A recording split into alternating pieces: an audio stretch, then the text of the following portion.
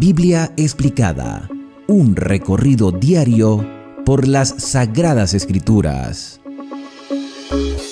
Hoy estamos de boda porque el Señor Jesús fue invitado a una boda en el sector de Caná de Galilea.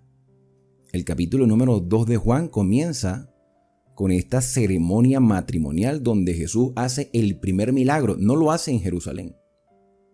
No lo hace ante los sacerdotes. Lo hace en una ceremonia de boda. ¿A cuántas bodas te han invitado? ¿Y cuál es el común denominador de las bodas? La expectación de ver a la novia vestida de blanco. Después viene la recepción.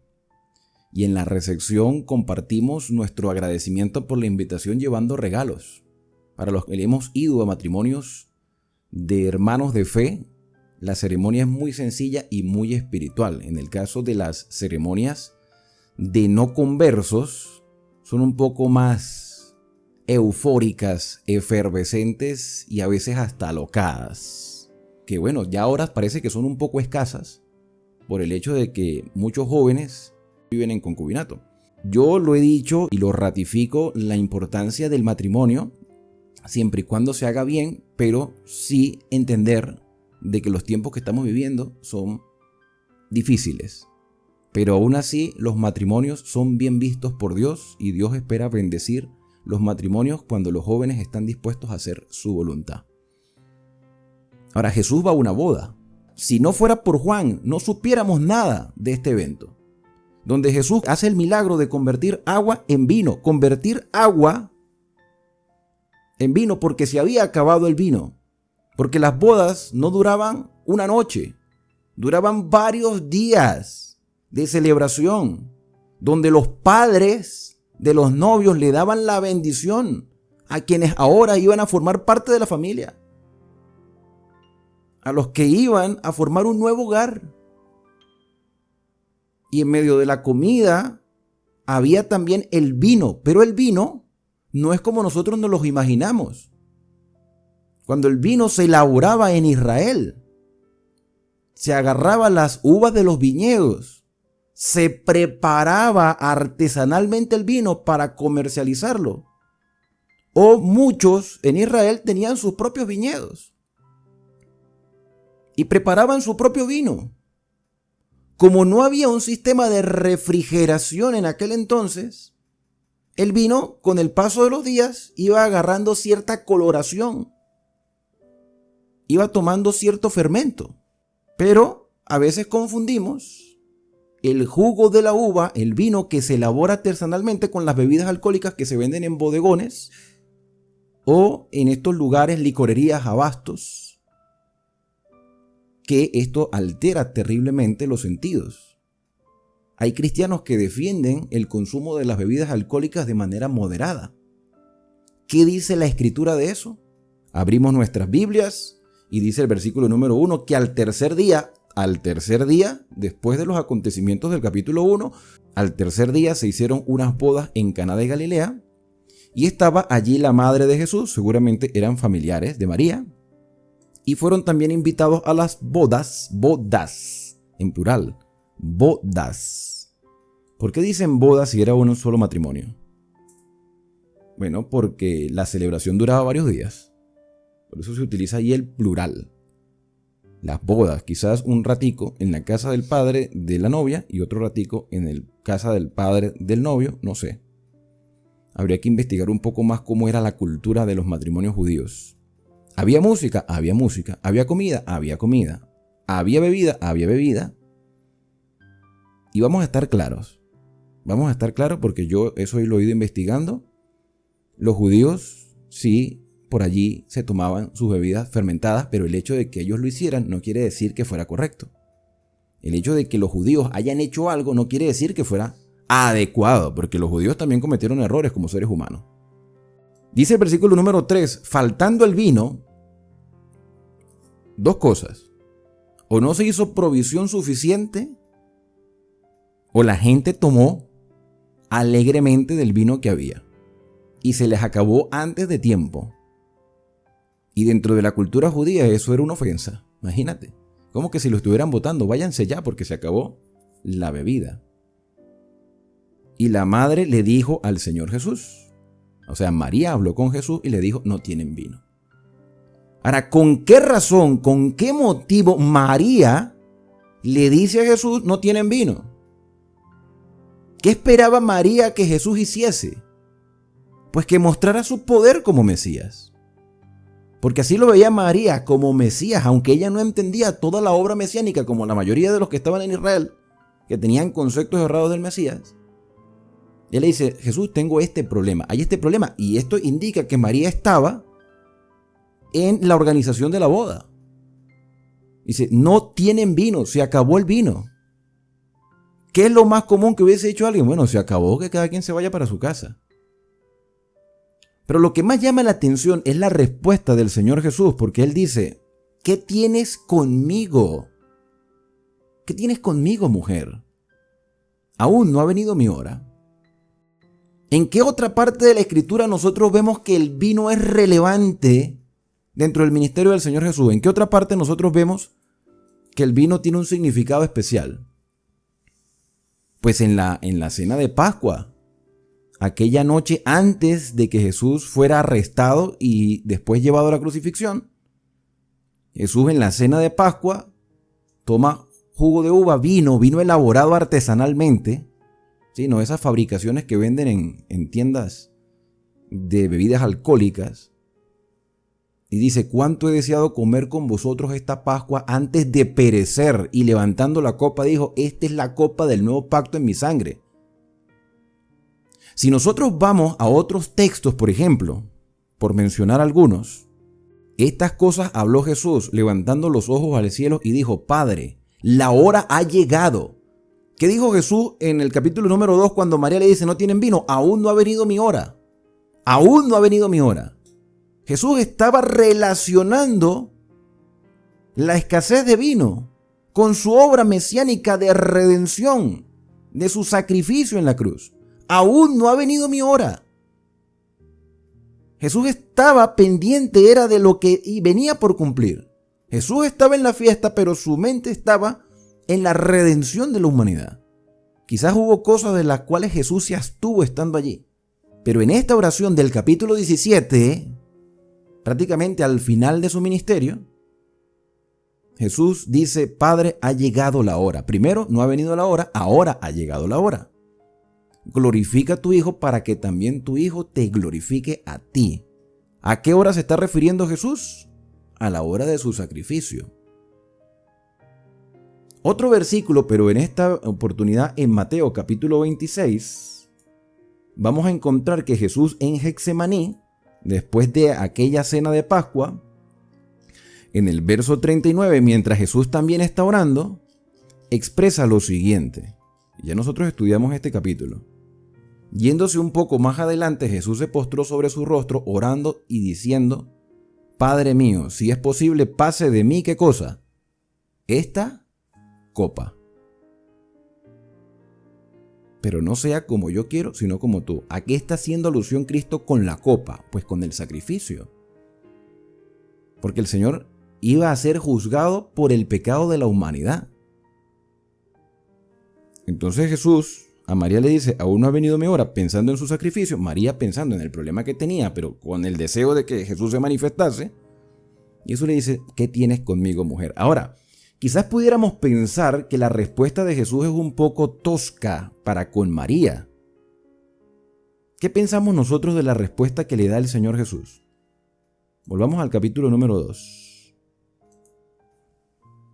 ¿Qué tienes conmigo, mujer? En el libro El deseado de todas las gentes, que es un libro que les recomiendo mucho porque tiene una explicación de la vida de Cristo en orden cronológico, en el capítulo titulado La boda de Caná, encontramos la siguiente declaración en la página 125. Esta respuesta, por brusca que nos parezca a nosotros, no expresaba frialdad ni falta de cortesía. La forma en que se dirigió el Salvador a María estaba de acuerdo con la costumbre oriental, se empleaba con las personas a quienes se deseaba demostrar respeto. Claro, en nuestro castellano, en nuestra mente occidental y en la época en que estamos viviendo, nosotros lo viéramos como una expresión grosera. ¿Qué tienes conmigo? Pero ahora entendiendo lo que dice este comentario del deseado de toda la gente, podemos imaginarnos a Jesús hablando con ternura. ¿Qué me quieres decir? ¿Qué esperas de mí? ¿Qué esperas que yo haga? ¿No sabes que aún no ha venido mi hora? Y no es la primera vez que Jesús le responde así a María, con expresiones de respeto, pero también con firmeza de convicción. Y tenemos escrito en el Evangelio de Lucas, cuando Jesús tenía 12 años, que María y José buscan a Jesús porque se les había perdido 3 días. Y Jesús les responde, ¿por qué me buscáis? ¿Es que acaso no sabíais que en los negocios de mi Padre es necesario que yo esté? ¿Le faltó el respeto a José y a María? No. ¿En esta boda le faltó el respeto a María? No. Según el comentario, esa era la expresión de respeto en la costumbre oriental. Todo acto de la vida terrenal de Cristo estuvo en armonía con el precepto que él mismo había dado como Dios, porque Jesús es Dios, y eso lo confirmamos en el capítulo 1. Honra a tu padre y a tu madre. Quinto mandamiento de la santa ley de Dios. En la página siguiente, con respecto a la expresión aún no ha venido mi hora, esto indica que todo acto de la vida de Cristo se relacionaba con el cumplimiento del plan trazado desde la eternidad, la obra de redención. Antes de venir a la tierra, el plan estuvo delante de él, perfecto en todos sus detalles, pero mientras andaba entre los hombres era guiado paso a paso por la voluntad del Padre. En el momento señalado no vacilaría en obrar. Con la misma sumisión esperaba hasta que llegase la ocasión. Por eso leímos en Juan 17, Padre, ha llegado la hora. Versículo 5. Su madre le dijo a los que servían. Fíjate, si hubiese sido una respuesta grosera, María no hubiese reaccionado de esta manera. Porque María le dice a los que servían, hagan todo lo que él os dijere. María confiaba con la expresión de Jesús, muy diferente a como nosotros quizás en una lectura superficial nos hubiésemos imaginado. Por la expresión de Jesús, María le dijo a los servidores, yo sé que él va a hacer algo. Así que lo que él diga, ustedes háganlo. Y aquí hay una grande lección de vida, aunque hay cosas que nosotros no entendemos, y aún en los momentos más difíciles de nuestra vida, debemos hacer todo lo que Jesús nos diga. Los siervos no iban a entender lo que estaba pasando. Los siervos solo sabían que el vino se había acabado. Y Jesús le dijo a los que servían que llenaran 6 tinajas de piedra, que eran tinajas para agua, conforme al rito de la purificación de los judíos, en cada una de las cuales cabían 2 o 3 cántaros. Esas 6 tinajas estaban allí. Y Jesús le dijo, llenen estas tinajas ¿de qué cosa? De agua. Llenen las tinajas de agua hasta arriba. ¿Tú crees que estos servidores entendían lo que estaba pasando? Por supuesto que no. Oye, necesitamos vino y él nos manda a llenar las tinajas con agua. En lugar de ayudarnos a solucionar el problema, nos está dando un trabajo que no tiene nada que ver. Así pensaban ellos. Nos estás mandando a hacer algo que no tiene nada que ver con la solución al problema. Vuelvo y repito, aunque haya cosas que nosotros no entendamos, cuando el Señor Jesús nos exige algo, nos pide algo, nos ordena algo, o nos recomienda algo, que sus recomendaciones en sí es un mandato, hagamos lo que Él pide. Llenen las tinajas con agua hasta arriba, hasta que se desborden. Entonces le dijo, saquen ahora y llévenlo al maestresala. ¿Saquen qué? Saquen agua. Agarren el agua, llenen las tinajas. Vamos a hacer un ejemplo aquí, ¿no? Un ejemplo gráfico en cámara. Agarren las tinajas, llénenlas de agua. Vamos a ver que no vaya aquí un reguero y llenamos el vasito con agua. Bueno, ¿y qué hacemos ahora con esta agua? ¿Qué hacemos ahora? Llévenla al maestresala. Llévenla. Aquí tenemos el agua. Y cuando el maestresala probó el agua, ellos llegué y sacaron. Y vamos a ver otra vez cómo hacemos este depósito acá. Cuando vio el agua que estaba convertida en... ¿Qué cosa? Mira. Evidentemente yo no estoy aquí haciendo un truco de magia ni nada, ¿no? Evidentemente yo preparé esto con anterioridad. Pero lo que estaba sucediendo en ese momento para los siervos fue una cosa extraña. Porque el maestresala probó el agua hecha vino sin saber él de dónde era.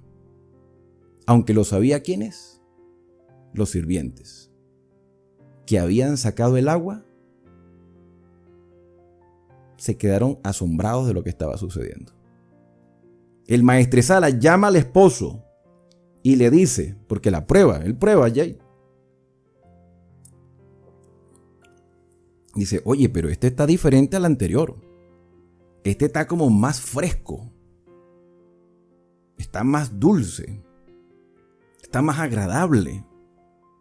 No tiene fermento.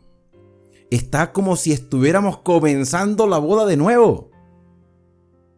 O sea que en lugar de despedirnos, prácticamente nos está diciendo, continuemos la fiesta. Continuemos la celebración. Llama al esposo, al novio y le dice, todo hombre sirve primero el buen vino porque está fresco. Cuando ya han bebido mucho, entonces utiliza el inferior porque ya se está fermentando. Mas tú has reservado el buen vino para ahora, como queriendo decir, mandaste a buscar más vino fresco. En lugar de despedirnos, nos estás diciendo que nos quedemos, que disfrutemos, que nos alegremos, que la bendición ha llegado a esta casa. Esto es símbolo de bendición. Esto es símbolo de prosperidad. Esto es símbolo de felicidad en el hogar. Nos estás tratando de una manera especial. Y evidentemente ellos no sabían lo que estaba sucediendo. Ni el novio, ni el maestresala. Los siervos sí, pero no tenían respuesta para eso. No tenían respuesta. Simplemente hicieron lo que Jesús le dijo y Jesús hizo el milagro. Dice el versículo número 11, y con esto termina la historia. Este principio de señales hizo Jesús en Caná de Galilea y manifestó su gloria y sus discípulos creyeron en él. Me imagino que los discípulos fueron testigos de todo ese escenario de convertir el agua en vino. Ahora pregunto, ¿Jesús está promoviendo el consumo de bebidas alcohólicas? ¿Era ese vino, esa agua convertida en vino, era vino fermentado? Pregunto, ¿era vino fermentado?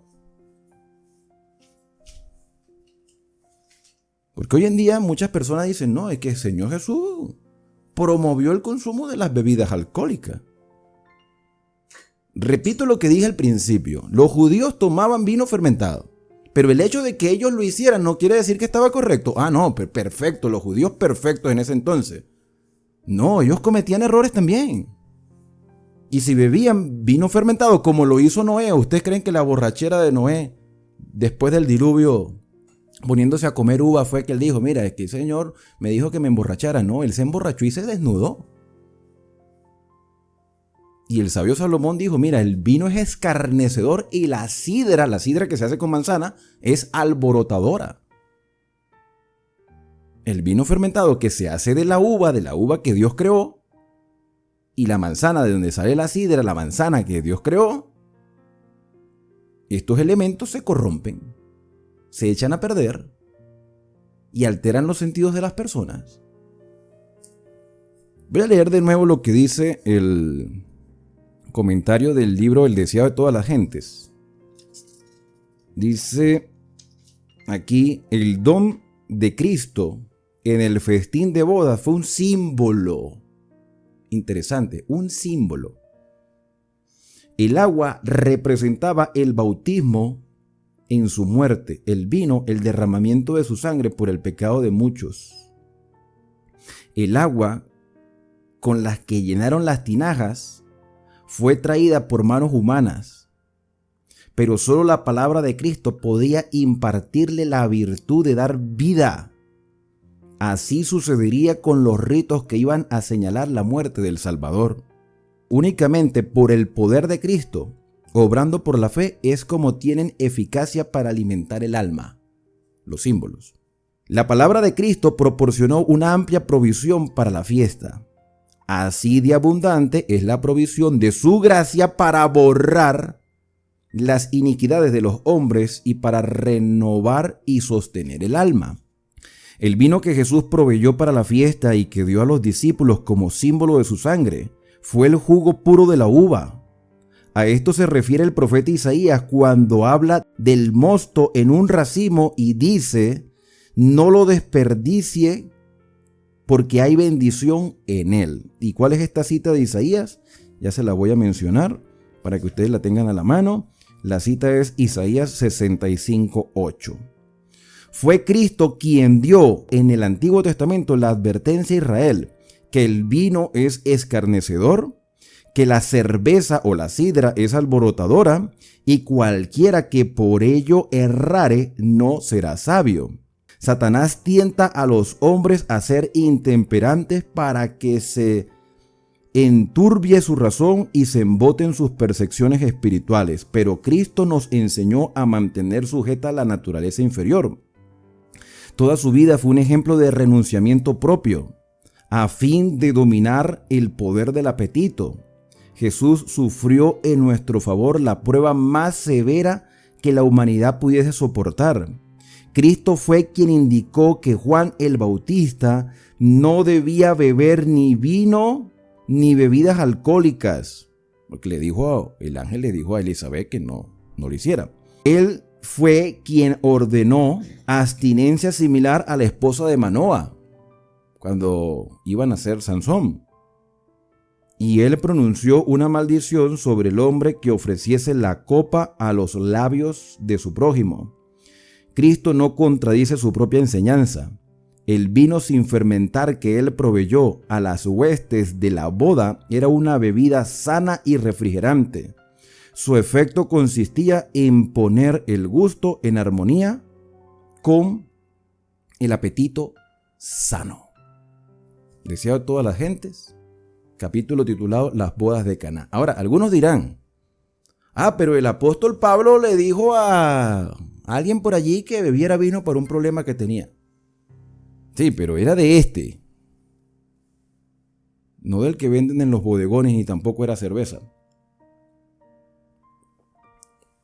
Terminamos con las bodas de Caná y dice el versículo número 12: después de esto descendieron a Capernaum, él, su madre, María, sus hermanos. ¿Cómo se llamaban los hermanos de Jesús? ¿Se acuerdan? Judas, José, Simón y Santiago. También sus discípulos. ¿Cuáles? Andrés, Pedro, seguramente Santiago, hermano de Juan, Juan, Felipe y Natanael. Y estuvieron allí en Capernaum. ¿Se acuerdan qué significa la palabra Capernaum? Ciudad de Nahum. Nahum, el profeta del Antiguo Testamento. Si no lo han visto, les recomiendo que vean ese estudio. Y no estuvieron allí muchos días. Estaba cerca la Pascua de los judíos. La Pascua de los judíos. La manera como Juan expresa la Pascua de los judíos, lo que hace entender que este libro se escribió a los gentiles. Porque Juan era judío. Y es la Pascua de los judíos. Y Jesús subió a Jerusalén. Información que no teníamos antes. Y en esa Pascua, ¿de qué año? Aproximadamente, ¿de qué año estamos hablando? Estaríamos hablando aproximadamente de la Pascua del año 28. Porque Jesús se bautizó entre septiembre y octubre del año 27. Y esta Pascua fue la Pascua después de su bautismo. Entonces estaríamos hablando entre finales de marzo, principios de abril del año 28 de nuestro calendario. Van a Jerusalén y halló en el templo a los que vendían bueyes, ovejas y palomas y a los cambistas allí sentados. ¿Se les parece esto muy familiar a algo que ya hemos estudiado en los otros evangelios? Sí, a la purificación del templo en la semana de la Pasión, que fue aquel lunes de esa Pascua del año 31. Ahora, ¿son los mismos eventos? No, son dos eventos diferentes. Esta que está mencionando Juan en el capítulo 2 ocurrió en el año 28 y la que mencionan los otros evangelios fue en el año 31. Son dos purificaciones del templo. Entonces Jesús ve toda esa situación y haciendo un azote de cuerdas echó fuera del templo a todos, a las ovejas, a los bueyes, y esparció las monedas de los cambistas y volcó las mesas. Alguien me preguntaba, ¿es eso correcto hacerlo? Si yo veo cosas inadecuadas en el lugar donde yo me reúno, ¿es lícito hacer lo mismo que hizo Jesús? Hay varios factores a tomar en cuenta aquí. No olvidemos que Jesús es Dios, nosotros no somos Dios. Jesús conoce las intenciones del corazón de las personas, nosotros no. Por eso nosotros debemos hacer lo que Él dijo en Mateo 24. Si tú ves a tu hermano pecar, ve y habla con él estando tú y él solos. Pero Jesús conoce la intención del corazón. Otro factor importante que nosotros tenemos aquí es el hecho de que todos pertenecían a una misma fe y religión. Todos eran judíos, practicaban el judaísmo, la religión de los israelitas. Hoy nosotros tenemos muchas denominaciones a nuestro alrededor. Yo puedo ver cosas inadecuadas que se pueden hacer en la iglesia X, Y o Z, a la que yo asisto. Yo puedo hablar con mis hermanos y podemos intentar hacer una reforma de las cosas que están erradas. Podemos llegar a un consenso sin necesidad de llegar a las ofensas o a los malos tratos o a la crítica como hacen las redes sociales. Ahorita parece que todo lo solucionan en las redes sociales. Hoy alguien se equivoca en una iglesia X y van y lo publican. Dice, pero usted también habla. Yo aquí no menciono iglesia ninguna, yo estoy hablando general, las cosas que están sucediendo general, basado en la Biblia. Yo aquí no estoy poniendo imagen de ninguna iglesia, ni de ningún grupo denominacional. Yo aquí no he mostrado imagen de nada, yo simplemente he comentado lo que yo he percibido a nivel general, basado en la Escritura. Pero hoy existe algo que se llama libertad religiosa. Yo puedo hablar con los hermanos y expresarles el deseo de cambiar, pero la decisión de cambio la tienes tú. Si yo digo que hay cosas que se están haciendo inadecuadamente, pero la gente lo sigue haciendo, es una cuestión de decisión personal. Pero Jesús conoce la intención del corazón. Jesús sabe que todos tenían la misma religión y de paso, muchos alrededor sabían que se estaban haciendo las cosas mal. O sea, ¿cómo vas a convertir tú las partes externas del templo en un mercado donde te estás aprovechando de la fe de los creyentes, que no pueden traer su propia ofrenda sino la que se vende en el santuario? Y esto ocurrió en esta parte del ministerio de Cristo, pero también ocurrió al final. O sea, que las cosas no habían cambiado mucho por más que el Señor quiso hacer los cambios. Quizás por eso los otros evangelistas no mencionan tanto el ministerio de Cristo en Judea, sino más en Galilea, donde la gente fue más receptiva al mensaje. Y dijo a los que vendían palomas, quitad esto y no hagáis de la casa de mi padre una casa de mercado. Entonces se acordaron sus discípulos lo que está escrito. Se acordaron de los textos bíblicos que decían, el celo de tu casa me consume. Y a diferencia del templo de Jerusalén, a los lugares de reunión que tenemos el día de hoy, el santuario prefiguraba el plan de salvación con los símbolos que habían allí. El altar del sacrificio, la fuente de bronce, la mesa de los panes, el candelabro de los 7 brazos, el altar del incienso, el arca que había desaparecido. Pero bueno, se creía que todavía el lugar santísimo cumplía sus funciones a pesar de no tener el arca. Pero nosotros hoy no tenemos templo en la tierra. Son lugares de reunión que evidentemente fueron apartados y deben actuarse con respeto.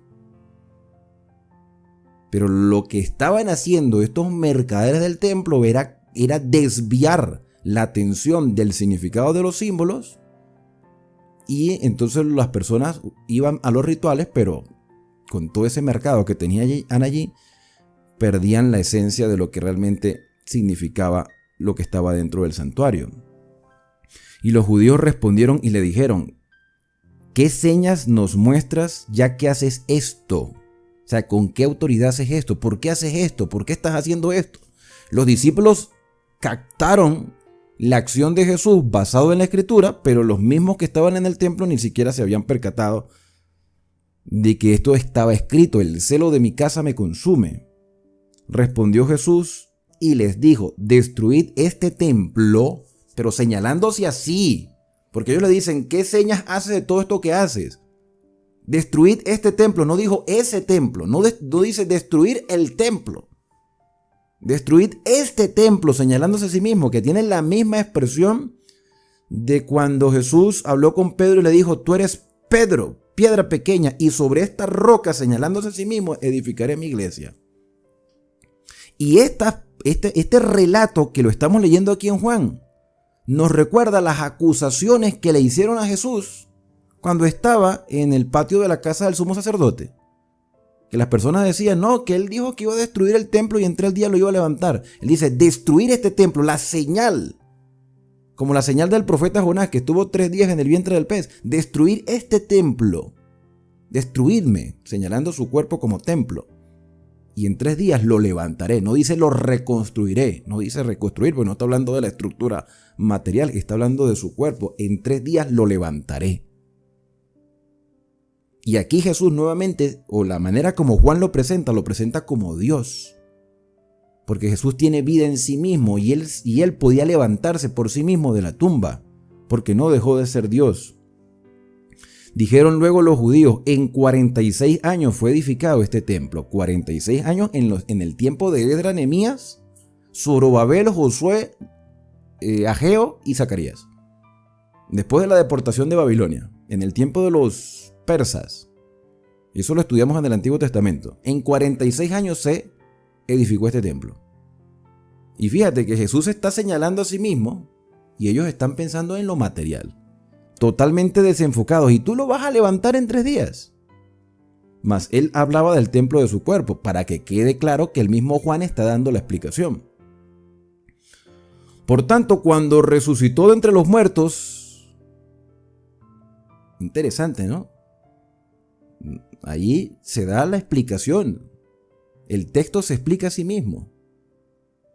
Por tanto, cuando resucitó entre los muertos, sus discípulos se acordaron que había dicho esto y creyeron la escritura y la palabra que Jesús había dicho. Estando en Jerusalén en la fiesta de Pascua, muchos creyeron en su nombre viendo las señales que hacía. Pero Jesús mismo no se fiaba de ellos porque conocía a todos. ¿Qué dije yo hace ratico? Que el único que conoce la intención del corazón era Jesús. Nosotros no conocemos la intención de las personas. A nosotros nos pueden engañar. Las personas pueden ser hipócritas, nos pueden decir algo de frente y internamente pensar otra cosa. Pero a Jesús nadie lo va a engañar. Y aquí dice que Jesús no se fiaba de ellos porque conocía a todos, conocía la intención, lo que está dentro del corazón del ser humano, y no tenía necesidad que nadie le diese testimonio de hombre, pues él sabía lo que había en el hombre, y nuevamente se ratifica la divinidad de Cristo. Y aquí termina este capítulo número 2. ¿Qué lecciones hemos extraído de este capítulo? Jesús quiere lo mejor para nosotros. Jesús bendice los matrimonios y provee para los matrimonios en momentos de necesidad. Y hoy se nos exhorta a confiar en su palabra, aunque haya cosas que no entendamos. Con la purificación del templo, nosotros vemos que también Dios quiere purificar nuestra vida, mejorar nuestros hogares, mejorar nuestro estilo de vida, nuestra manera de proyectarnos como creyentes y entender que Él es el único que conoce el corazón y la intención del ser humano. No podemos engañar a Dios. A veces queremos engañarnos a nosotros mismos. A veces queremos justificar nuestras conductas. A veces queremos que el Señor apruebe nuestras acciones. Con este tema tan sencillo del vino, donde el tema principal no es que si puedo o no puedo tomar bebidas alcohólicas. Ese no es el tema principal. El tema principal es qué es lo que esto significa para mí como creyente. ¿Qué es lo que significa? ¿Significa un gusto, un placer, un deseo de satisfacer? ¿Simplemente algo circunstancial? ¿O estoy viendo esto como lo veía Jesús, como un símbolo de redención? No es la justificación para irme a tomar bebidas alcohólicas. No, es que una o dos sin emborracharme. ¿Y tú cómo sabes si te emborrachas o no? Si esto hace un efecto en el organismo y embota la mente. No es que si puedo o no puedo. Es qué significa esto para mí. Y el Señor quiere purificar nuestro templo porque nuestro cuerpo es templo del Espíritu Santo. Así como Jesús manifestó el deseo de purificar una estructura que era un símbolo, así el Señor quiere purificarnos a nosotros desde adentro. El Señor sabe lo que hay dentro de nuestro corazón. Y Él quiere limpiarnos de toda maldad. Quiere bautizarnos con su Espíritu Santo. Y en el próximo capítulo, el Señor le dirá a Nicodemo, el que no nace de nuevo, el que no cambia la mentalidad, no puede ver el reino de Dios. El que no nace de nuevo no puede entrar en el reino de Dios. Es momento de cambiar la perspectiva y preguntarnos qué es lo que significa lo que el Señor ha hecho por nosotros y nos los ha dejado plasmado a través de estos símbolos. Cuando participes de la cena del Señor con un jugo bien preparado, que no es un jugo comprado en tienda, es preparado. ¿Cómo se prepara el jugo de uva? ¿Cómo se prepara el vino? Para que lo sepan hacer en sus iglesias cuando les toque hacerlo.